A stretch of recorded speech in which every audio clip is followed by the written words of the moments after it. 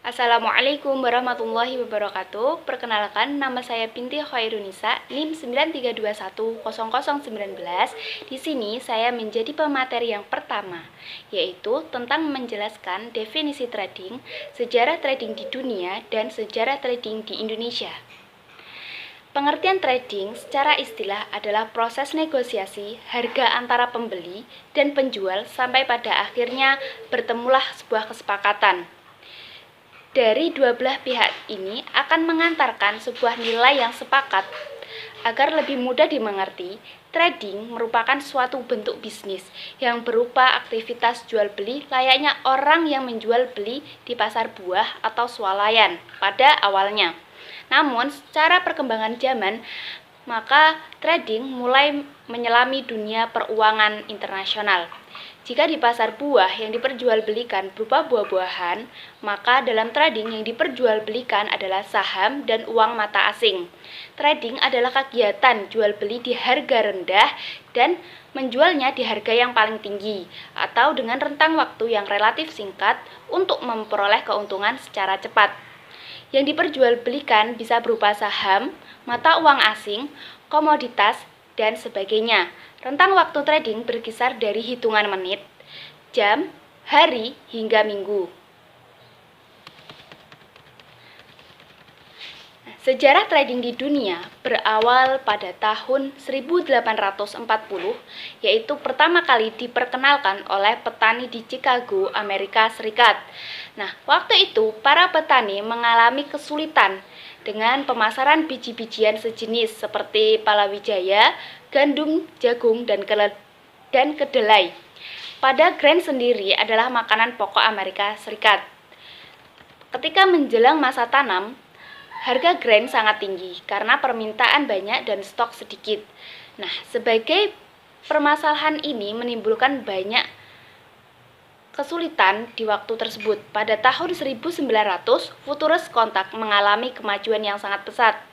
Maka, para petani mengikutkan mereka dalam event Futurus Kontak untuk bursa-bursa yang lebih menjanjikan di waktu yang akan mendatang ketika mengalami permasalahan tanaman. Trading itu mulai diminati oleh kalangan elit atau orang-orang yang sejajar hingga kalangan bawah pada tahun 1974, yaitu dengan kata lain adalah commodity trading. Selanjutnya adalah sejarah trading di Indonesia. Sejarah trading di Indonesia dimulai pada tahun 1999. Trading masuk ke Indonesia melalui Bursa Berjangka Jakarta atau BBJ. Sebagian besar yang berpartisipasi dalam dunia trading saat itu adalah orang-orang kaya, pejabat, pengusaha ternama yang ada di Indonesia. BBJ inilah yang menjadi tempat utama pengendalian trading di Indonesia. Tidak ada selain BBJ ketika melakukan transaksi waktu itu. Sedangkan pada tahun 2000 barulah muncul sebuah regulasi resmi yang mengatur tentang undang-undang trading. Pada saat itu BBJ juga mengurus semua jenis perdagangan berjangka termasuk kelapa sawit, kopi, minyak mentah, dan juga emas. Jadi tidak hanya tentang mata uang asing. Saat itu orang-orang melakukan trading dengan aset awal yang berupa dolar yen. Orang Indonesia yang ingin melakukan trading harus menggunakan jasa pialang dari luar negeri karena negara kita belum memiliki pialang tersendiri. Dari sinilah masyarakat mulai mengenal trading, walaupun kebanyakan yang melakukan trading adalah orang-orang yang berilmu tinggi atau orang-orang yang memiliki kekayaan melimpah. Namun sesuai perkembangan zaman, tidak hanya kalangan atas saja yang berani terjun dalam trading, namun juga kalangan bawah.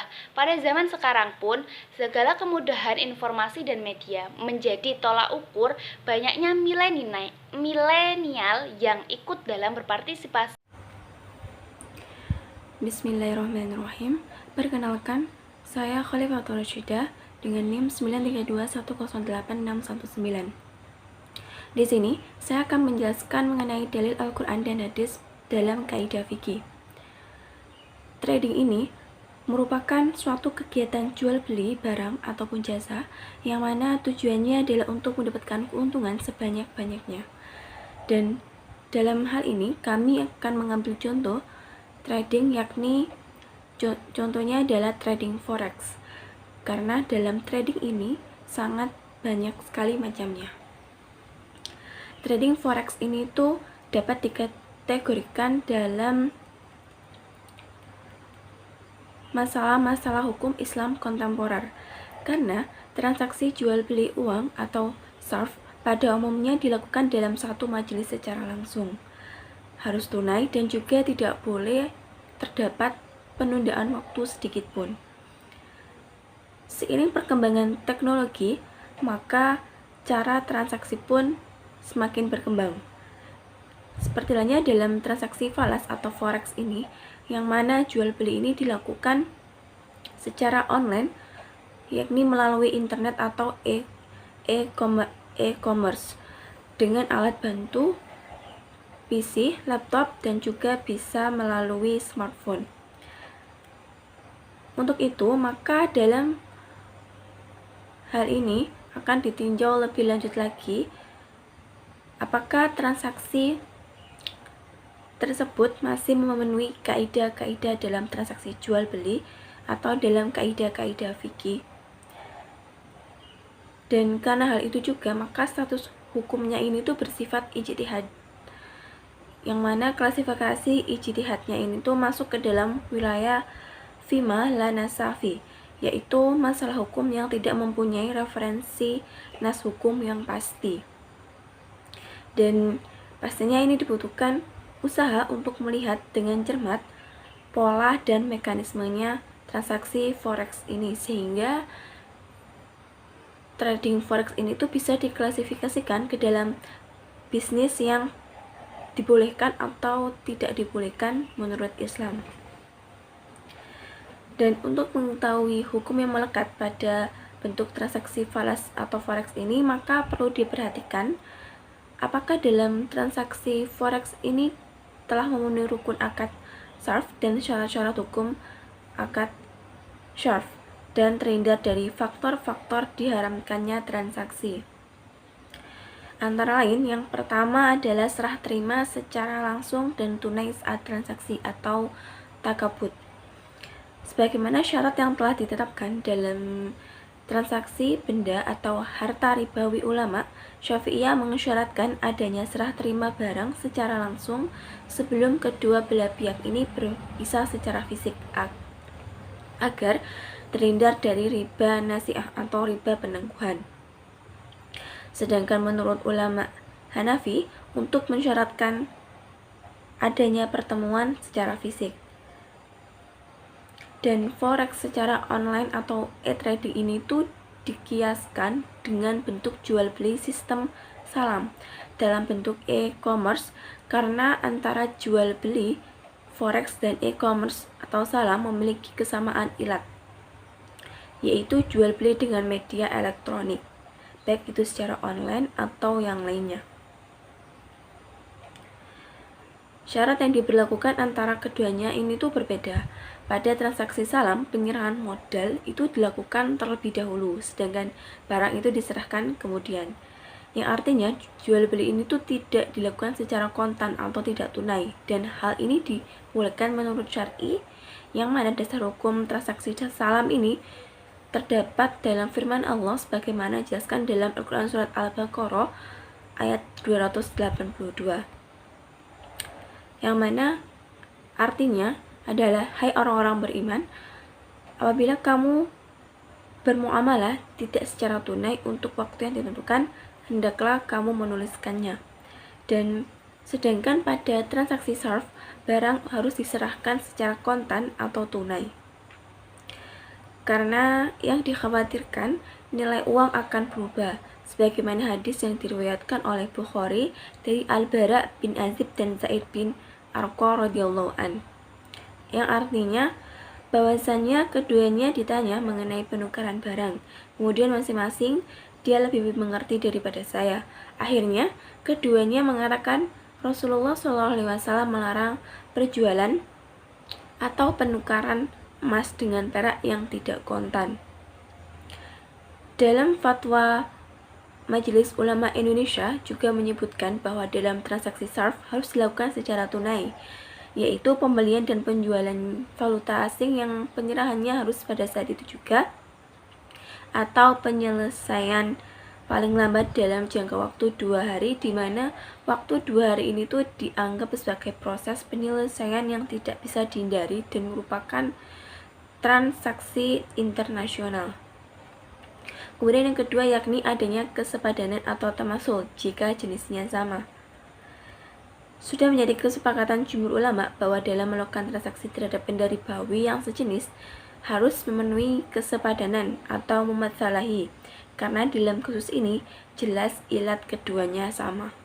Namun apabila suatu harta ribawi ini diperjualbelikan dengan harta ribawi lain yang berlain jenis, tetapi memiliki ilat yang sama, yaitu keduanya sama-sama barang yang ditakar atau ditimbang menurut ulama Hanafi, atau keduanya sama-sama benda berharga atau benda yang bisa dimakan menurut ulama Syafi'iyah, maka ditetapkan 2 syarat berikut agar jual beli ini tuh menjadi sah dan bebas dari praktik riba.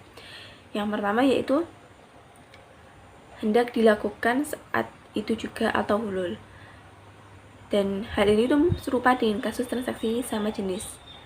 Dan kemudian yang kedua, hendaknya serah terima barang itu langsung dilakukan pada saat transaksi atau takabut.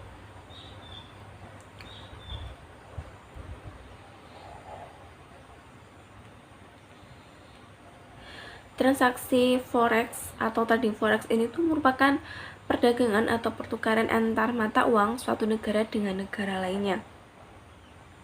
Nah, dalam kasus ini tuh mata uang yang diperdagangkan ini tuh saling berbeda, karena setiap negara memiliki kewenangan menetapkan perbandingan nilai mata uangnya terhadap mata uang asing, sehingga apabila kedua barang yang diperdagangkan ini tuh berbeda jenis, seperti jika salah satunya rupiah dan yang lainnya US dollar, maka ada kelebihan atau tidak perlu sepadan. Hal ini tuh berdasarkan sabda Rasulullah SAW, yang artinya jika barang-barang itu berbeda, maka juallah menurut kehendakmu jika dilakukan secara tunai. Kemudian yang ketiga, transaksi dilakukan tanpa khiyar. Dalam transaksi falas atau forex ini itu tidak boleh mempersyaratkan khiyar syarat bagi salah satu pihak di awal transaksi, sebagaimana yang dikemukakan oleh Wahab Az-Zuhaili bahwa dalam akad sarf tidak dibolehkan adanya khiyar syarat, tetapi khiyar ru'yah dan khiyar aib dibolehkan.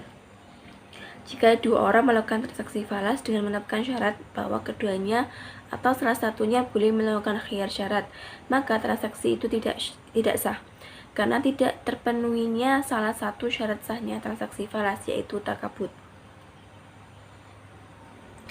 Apabila dilihat dari transaksi valuta asing ini tuh dilakukan dengan cara menganalisa pergerakan charts atau grafik dan kondisi fundamental suatu negara, sehingga yang nampak dalam transaksi ini adalah khiyar ru'yah. Yang keempat adalah denda dari gharar. Berdasarkan asas ketidakjelasan pada gharar, para ulama sepakat bahwa gharar merupakan bentuk dari qimar dan maisir, sehingga dihukumi haram. Dan Ibnu Taimiyah sendiri menyatakan semua jual beli gharar dan jual beli al-hasso seluruhnya itu termasuk perjudian yang diharamkan Allah.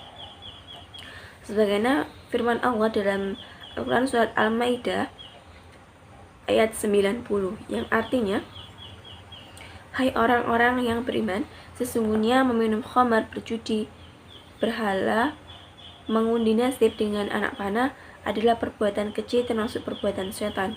Maka jauhilah perbuatan-perbuatan itu agar kamu mendapatkan keberuntungan. Hadis yang diriwayatkan oleh Muslim dari Abu Hurairah radhiyallahu anhu, ia berkata, yang artinya Rasulullah SAW melarang jual beli dengan lemparan batu dan jual beli gharar.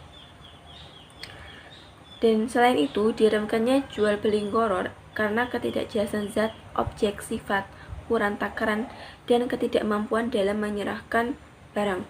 Namun dalam hal kejelasan zat, para ahli fikih ini tuh berselisih pendapat mengenai boleh tidaknya menjual barang atau objek akad yang tidak terlihat atau ain ghaibah.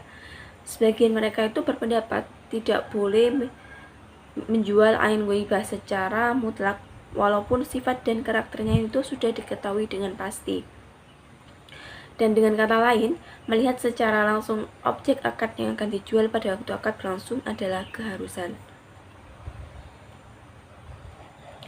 Adapun untuk persoalan nilai tukar yang selalu mengalami perubahan, menurut Al-Lajnah Ad-Daimah lil Buhuth Al-Ilmiyah wal Ifta atau Komite Tetap Kajian Ilmiah dan Pemberian Fatwa Kerajaan Saudi Arabia mengenai perbedaan penjualan dolar, bahwa perbedaan nilai tukar dolar dari waktu ke waktu sesuai dengan perubahan mata uang di pasaran itu merupakan sesuatu yang wajar dan tidak menjadi masalah.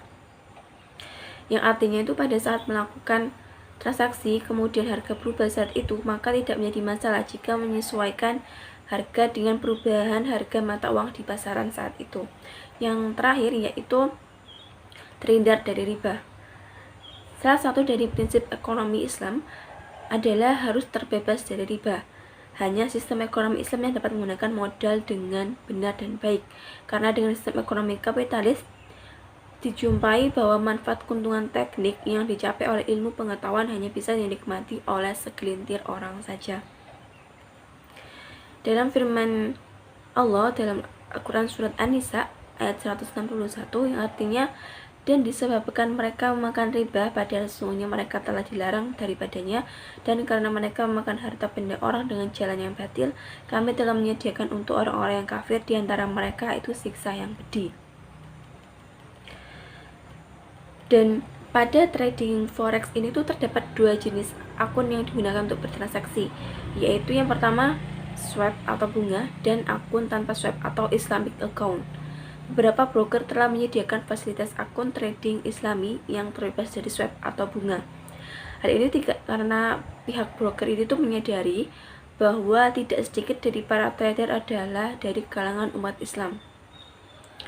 Dan prinsip swap adalah nilai bunga yang diberikan atau dibebankan kepada trader ini jika transaksi telah berlangsung 1 kali 24 jam berdasarkan nilai suku bunga dari masing-masing mata uang. Dalam akad sarf itu disyaratkan adanya serah terima barang sebelum kedua pihak yang melakukan akad berpisah diri, dan hal itu agar tidak terjatuh pada riba nasi'ah atau riba penangguhan. Bila ditinjau dari transaksi valuta asing atau forex dengan sistem online secara tidak langsung ini tuh tidak memenuhi unsur untuk bertemu secara fisik. Namun dalam penekanan masalah ini yang terpenting adalah majelis akad. Sebelum zaman modern, majelis akad tentunya maknanya adalah para kedua belah pihak ini harus dalam satu ruangan bertemu secara fisik. Seiring perkembangan teknologi, sekarang majelis akad pun ikut berubah. Makna cakupannya tidak mesti para pelaku akad dalam satu majelis atau dalam satu ruangan, karena teknologi sekarang ini bisa menghubungkan seseorang yang berbeda tempat, memisahkan ruang. Dengan kata lain, teknologi sekarang dapat memfasilitasi kedua belah pihak. Misalnya dalam forex ini itu mempertemukan para pihak bai atau penjual dan mustari atau pembeli secara online. Maka pihak ketiga yang disebut dengan broker ini itu membuat sistem jasa layanan elektronik atau platform MetaTrade secara online. Jadi sistem ini itu berfungsi untuk mempertemukan kedua belah pihak dalam satu majelis akad.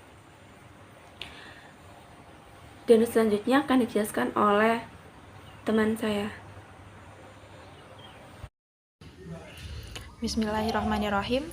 Perkenalkan, nama saya Nurul Ayu Lestari. Di sini saya akan melanjutkan subbab yang ketiga, yaitu mengenai teori usul dan kaidah fikih tentang trading. Usul fikih, pada prinsipnya, fikih muamalah merupakan aktivitas yang memiliki legalitas hukum formal, yaitu mubah atau boleh dalam hukum Islam.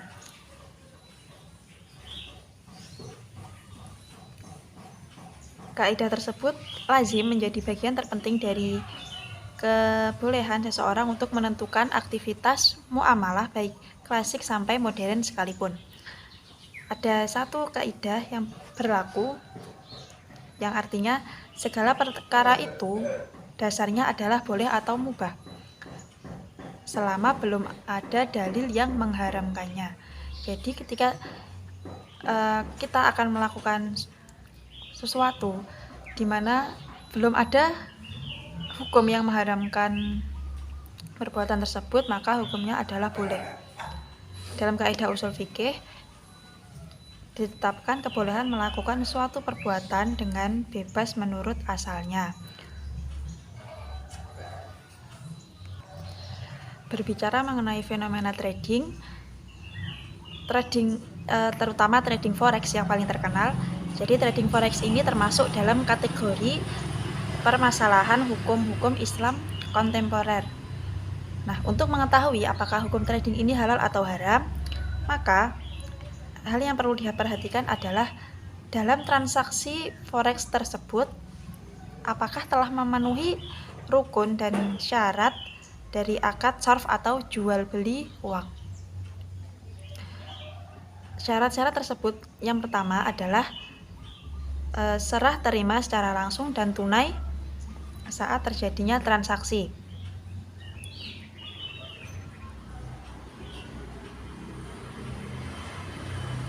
Yang kedua adalah adanya kesepadanan atau tamasul jika jenisnya sama.